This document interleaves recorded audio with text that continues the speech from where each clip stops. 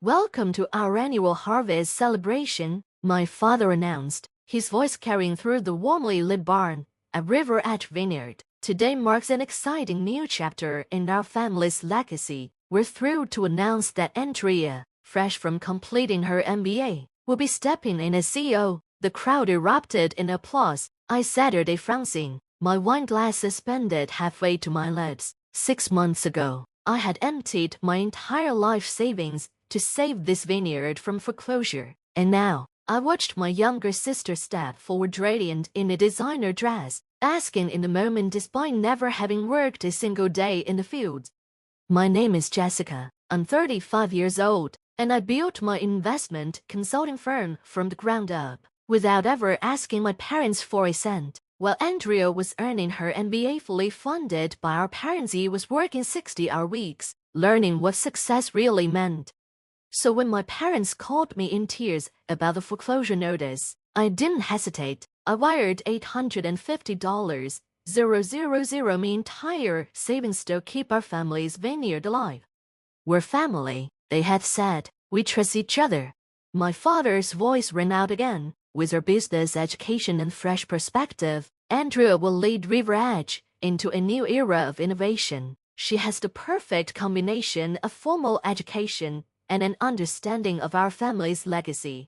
I nearly laughed, understanding this was the same sister who had spent college posting vineyard photo shoots rather than learning about soil composition or fermentation techniques. The same sister who, just last Christmas, couldn't tell a Cabernet from a Merlot in a blind tasting.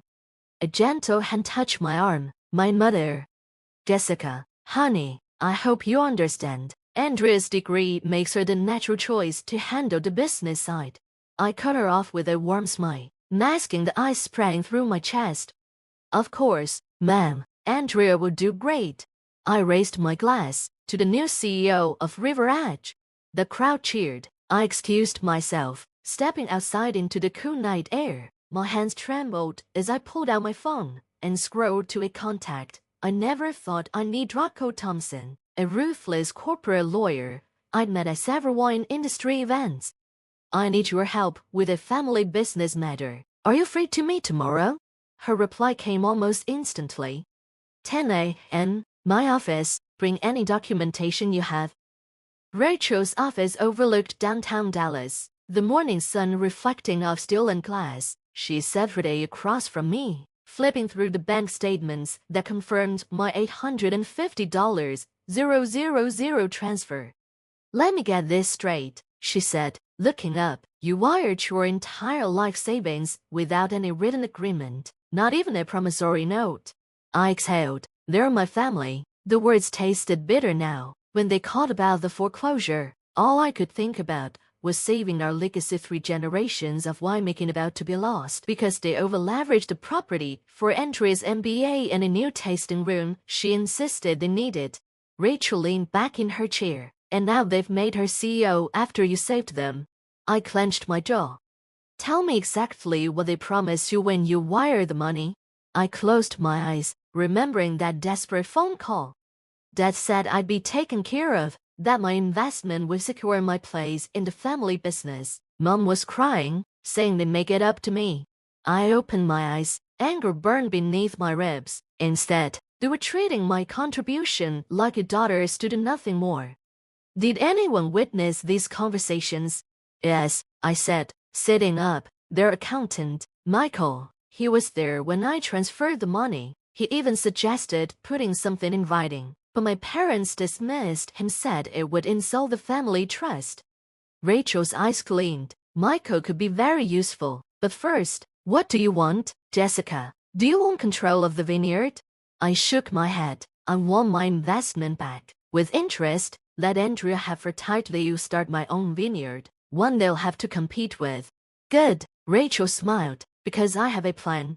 She grabbed a legal pad.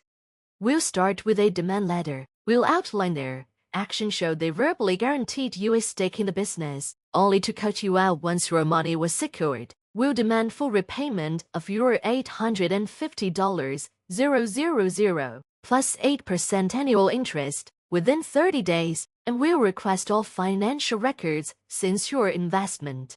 She glanced up. Something tells me we'll find interesting decisions made after they got your money. A weight lifted from my chest. And if they refuse, then we file a lawsuit, which means opening their books to public scrutiny. She smirked. Something tells me Andrea's MBA didn't prepare her for that kind of crisis management.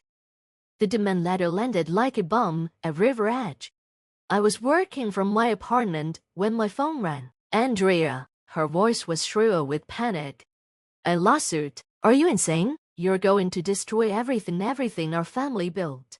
I stayed silent, letting her rant. Dad's having chest pains because of you, she added, her tone shifting to guilt.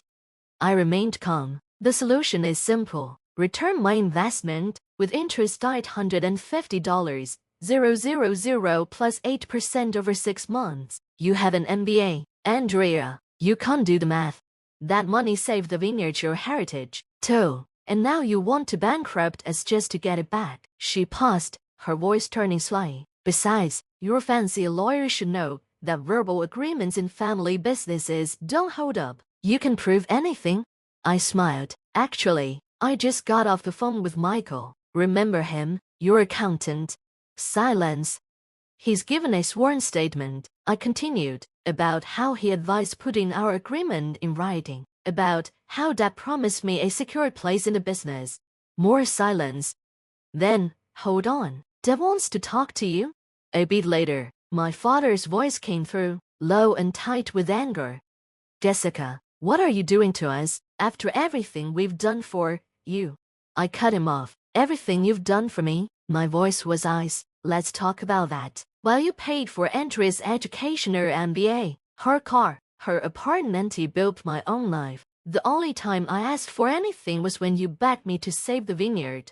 We never promised you control. He shot back. I'm not asking for control anymore, I said smoothly. A pause. I let the silence stretch, let the weight of my words settle. Then I delivered the final blow. I'm asking for what's mine. I'm asking for my money back, I said, my voice low, cutting through the charged silence. The money you took, knowing exactly what you planned to do with it. My father's tone softened, a familiar tactic. Sweetheart, be reasonable. The vineyard doesn't have that kind of liquid capital right now. We'd have to take out another loan. Then I suggest you start talking to banks, I replied coldly. You have 25 days before I file the lawsuit. And Dad, every financial decision made since my investment will be under a microscope, including the new Mercedes Andrea's driving, and the vacation you and Mom took to Tuscany last month. I heard muffled voices in the background before Mom came on the line. Jessica, please, she begged, come over for dinner. We can't talk about this as a family. We're not family right now, ma'am, I said flatly. We're business associates in a dispute. Have your lawyer call Rachel with your response? I hung up, feeling the familiar stain of betrayal crawl under my skin. My phone immediately buzzed with messages from relatives' angry accusations, desperate pleas for peace. I ignored them, opening my laptop and starting my search for vineyard properties in the next county. Soon, River Edge will have some serious competition. The following week brought an unexpected revelation. Michael, the accountant, called me. His voice was tight with urgency. We need to meet, he said. There is something you need to see. We met at a quiet cafe away from the vineyard, and Michael arrived clutching a thick folder. I've been reviewing the books since your investment came in. The numbers, they don't add up. I flipped open the folder, finding detailed financial records. Michael pointed to several highlighted entries. Your $850, 000 didn't just save the vineyard. It funded personal expenses that were logged as business costs. The new Mercedes was listed as a delivery vehicle. The Tuscany trip was marked as market research. Even Andrea's MBA had portions backdated as employee education expenses. I felt my blood boil. They used my investment for this. Michael nodded grimly. And there's more. 2 weeks before they announced Andrea as CEO, they registered a new company, River Edge Holdings LLC. They've been quietly transferring vineyard assets to this new entity. The original vineyard company, it's being hollowed out. The realization hit me hard. They weren't just dismissing my contribution, they were actively working to make sure I couldn't claim anything. The vineyard I'd saved was being gutted. Your lawyer needs to see this, Michael said, lowering his voice. But you didn't get it from me. I'm already looking for a new job. I can't be associated with this. I pulled out my phone to call Rachel, but it buzzed first with a message from Andrea. Family meeting tonight. Don't bring your lawyer. Last chance to fix this like family. I showed Michael the text. He shook his head. They must have realized I was looking into the books. They're going to try to convince you to back down or threaten me. I replied, recalling the family meetings of my youth, when Andrea was always the one in trouble. My parents always found a way to shift the blame, to make me the unreasonable one for not protecting her. Any discussion needs to happen with lawyers present. Andrea's response was immediate. Your choice, but don't come crying when this gets ugly. I called Rachel and sent her photos of Michael's documents. Her sharp intake of breath confirmed it.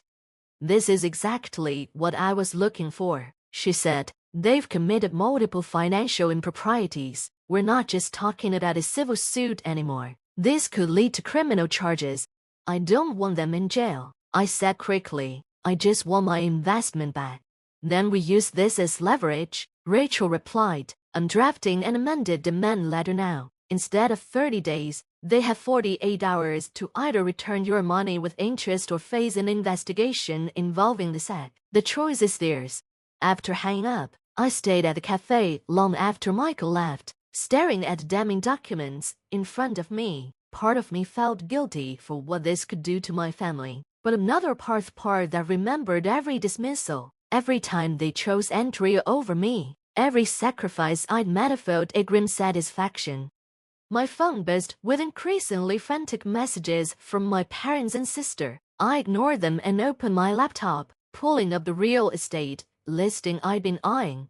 The Marshall Creek property, 200 acres of prime vineyard land just across the valley from River Edge, perfect soil composition, excellent sun exposure, and most importantly, a clear view of my family's vineyard. The amended demand letter hit harder than a hailstorm on harvest day. I was in the middle of a virtual tour of Marshall Creek when my father burst into my apartment, holding the letter like a white flag of surrender.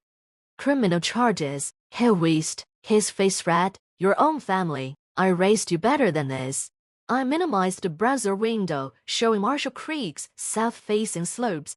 Did you raise me to accept being robbed? I shot back, because that's what you did. Took my $850, 000, and used it for luxury cars and Italian vacations, all while plotting to lock me out of the business. We never meant, he started, but I cut him off. Save it. I've seen the financial records, the new LLC. The asset transfers everything. You didn't just betray me. You tried to make sure I couldn't fight back. I stood up, my voice steady. You have 40 hours left to return my investment with interest, or Rachel files everything with the SEC. His face went from red to pale. You destroy your sister's future. Her future, I laughed bitterly. What about mine? I earned the money while she was posting Instagram photos from business school. Money you promised would secure my place in the family business. We can still work something out, he pleaded. Maybe Andrea could share the CEO position, a co-leadership arrangement. I shook my head. I don't want to share leadership with Andrea. I want my money back, every penny, plus interest. Then you'll never have to worry about me competing with your precious CEO again. His eyes narrowed at the word competing. What does that mean? Just then, my phone buzzed. It was the real estate agent handling Marshall Creek. Perfect timing. I answered on speaker. Hi, Jessica. Great news. Owner is very interested in your offer. They love your vision for expanding the vineyard's production. When can you meet to discuss terms? I watched my father's face crumple as realization dawned. Marshall Creek wasn't just any property. It was River Edge's main competition. Back when my grandfather ran things, their wine had consistently won more awards until the owner retired and let the vines grow wild. You wouldn't, he whispered. Wouldn't what? Start my own vineyard. use my expertise to compete with the business that stole from me. I learned everything about winemaking from Grandpa, Dad, everything. While Andrea was studying business cases, I was studying soil samples and water patterns. Your grandfather would be ashamed, he said, his voice laced with desperation. No, I said firmly, he'd be proud. Proud I'm not letting you and Andrea destroy his legacy with your greed. I turned back to my laptop. Now, if you'll excuse me, I said, I have a property to buy. Tick-tock on that 40 hours. My father didn't respond, just stormed out, slamming the door behind him. Within minutes, my phone exploded with messages from Andrea. How dare you threaten Dad like this? We're just jealous of my success. Mom's crying because of you. I blocked her number and refocused on the Marshall Creek listing. The property needed work, but I could already see its potential. More importantly, its premium grapes and higher elevation would let me produce wines that could directly compete with River Edge bestsellers. My phone buzzed again. It was Rachel. They're scrambling, she reported. Just got a call from their lawyer. Looks like they're trying to secure an emergency loan. I smiled. Either way, I won. Either I got my money back, or I got Marshall Creek and River's Edge. Would soon learn what real competition felt like. With 12 hours left on the deadline, my mother appeared at my office. She carried a thick manila envelope, and her face was set in that same peacemaker expression she wore whenever she tried to smooth things over between Andrea and me as children. Your father had to be sedated, she said, sinking into the chair across from my desk. His blood pressure was through the roof. Are you happy now? I kept my face neutral. What's in the envelope, Mom?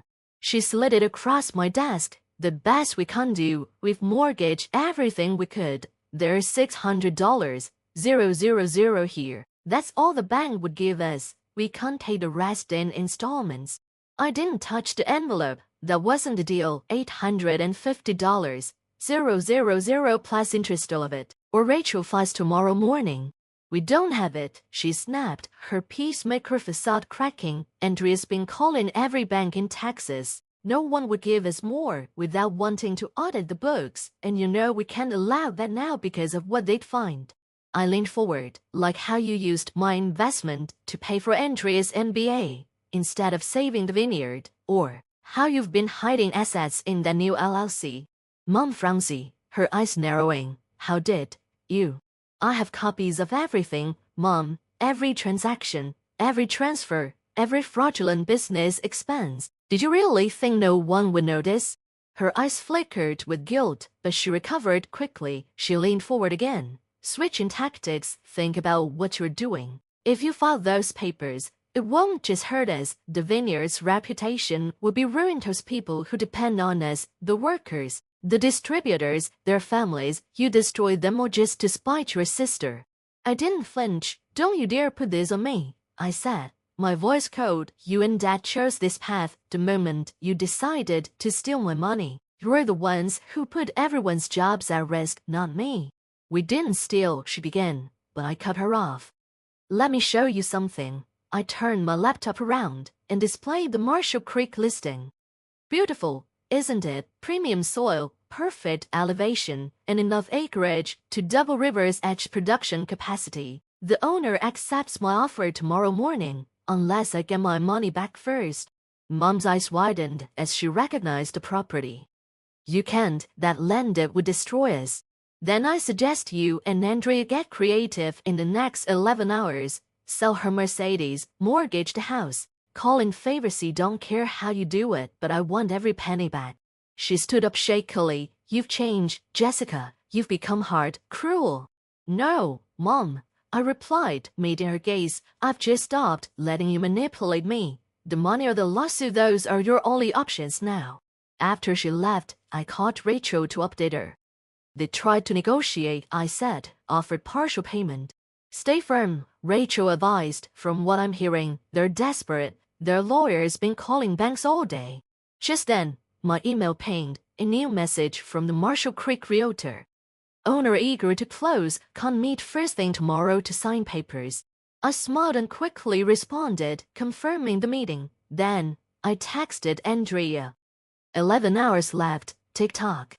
Her response came almost immediately. "You're making a huge mistake. Dad's lawyer says we can't tie this up in court for years." I sent back a single photo, the view from Marshall Creek's highest point, looking down over River Edge's main vineyard. She recognized it from all her Instagram photo shoots. Her response was a string of angry emojis. The clock was ticking, and I had them exactly where I wanted them. With just 2 hours left on the deadline, I sat in Rachel's office, reviewing the final paperwork for both scenarios, the SEC filing and the Marshall Creek purchase agreement. The sun was setting over Dallas, painting the sky in shades of red that reminded me of our Cabernet. "Their lawyers called for times in the last hour," Rachel said, scrolling through her phone. "They're scrambling. Someone named James Turner from First Regional Bank has been trying to reach you too." I sat her up straighter. James Turner, Andrea's college boyfriend, one who dumped her for being too high maintenance. He was a loan officer now. Before I could respond, my phone lit up with a text from Michael, the accountant. "Emergency board meeting called at River's Edge. Andrea is crying in the bathroom. Your mother's threatening to expose something about your father if he doesn't fix this. It's chaos." I called James. He answered immediately. "The vineyard's records show serious irregularities," he said. "I can't approve their emergency loan request without a full audit. But there's another option: a bank looking to invest in family wineries. They require full transparency, but your parents would get more than just a loan." I texted my father. "There's a solution, one that doesn't involve me or the SEC. Call James Turner at First Regional. You have 90 minutes. Andrea's response came instantly. "You think some bank takeover is better than family? You're destroying Grandpa's legacy." I thought about Grandpa, about the hours he'd spent teaching me about the vines while Andrea played on her phone. His last words echoed in my mind. "The grapes don't care about fancy degrees, Jesse. They care about love and hard work." 1 hour left. Rachel said quietly, "What now?" With 30 minutes to go, Michael's updates became more frequent. "Your father is reviewing documents with the bank. Andrea's called 3 different loan officers. Your mother's gone through half a box of tissues." I kept my phone close, waiting. The $850,000 wasn't just about money anymore. It was about making them face the consequences of their actions. Rachel worked quietly across from me, preparing both sets of paperwork. Then my father's number appeared on my screen. "The bank wants full control of financial decisions for 5 years," he said, his voice rough. "Plus 2 board seats. We'd be answering to strangers." "Better strangers than thieves," I replied coldly. 20 minutes left. "If we do this, if we let the bank take over, will you drop everything else?" "No SEC, no competing vineyard." I leaned forward. "Sign with the bank, repay my investment with interest, and I'll walk away. You'll never have to worry about me competing with precious Andrea again." He was silent for a long moment. "Your mother thinks we should call your bluff. Says you won't really go through with the SEC, that you're too soft." 15 minutes to find out, I said. Tick-tock. I hung up and turned to Rachel. "Get the SEC paperwork ready." But before she could reach for the file, my phone buzzed with an email from James Turner. Subject: document signed. The attached file showed my parents' signatures on the bank agreement along with a transfer confirmation for $850,000 plus interest to my account. "Looks like they chose survival over pride," Rachel said. I nodded, already pulling up the real estate agent's number. The vineyard across the valley from Marshall Creek was for sale to bidder water rights, lower price. 2 months later, I stood on my newly purchased property, Sunset Valley Vineyard, with its perfect western exposure and rich soil. The view of River's Edge across the valley was just a bonus. I'd used to return $850,000 as a down payment, with investors eager to back my venture after hearing my plans. Michael had resigned from River's Edge the day after the bank took over. I'd immediately hired him as my CFO. "Andrea is having a meltdown," he reported, checking his phone. "The bank rejected her proposal for a new tasting room. said something about unnecessary expenses and focusing on wine quality. I smiled, remembering the bank's first board meeting. They replaced Mercedes with a practical truck and canceled the Italian wine tasting tours. Andrea's MBA was proving useless against actual financial oversight. My mother still sent weekly texts about healing the family, which I ignored. My father had spoken to me since signing the bank agreement. But last week, I received a package that meant more than words ever could. Grandpa's old leather-bound vineyard journal, filled with his handwritten notes on soil composition, weather patterns, and grape varieties. The enclosed note read simply, "This belongs with someone who understands its value, Dad." I held that notebook now, standing among my newly planted vines. In 3 years, these grapes would produce their first vintage. In 5 years, I'd be competing directly with River's Edge. But I didn't need their validation anymore. I had something better, my own legacy to build. "Ready to start planting?" Michael asked, gesturing to the work crew waiting with new rootstock. I tucked Grandpa's notebook into my jacket. "Let's make some wine."